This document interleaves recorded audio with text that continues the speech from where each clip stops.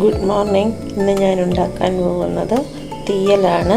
സബോള കൊണ്ട് 2 സബോളയും 1 പച്ചമുളകും എടുക്കുക. അതിനുശേഷം തേങ്ങ വറുക്കുക. വറുത്ത തേങ്ങയിലേക്ക് മഞ്ഞൾപ്പൊടി, മുളക് പൊടി, മല്ലിപ്പൊടി എന്നിവ ചേർക്കുക.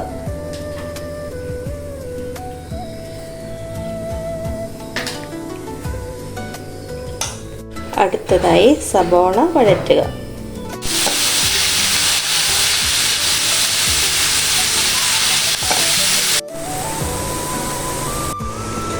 അടുത്തതായി കുറച്ച് ഉപ്പും വാളൻപുളി വെള്ളം ഒഴിച്ച് വേവിക്കുക.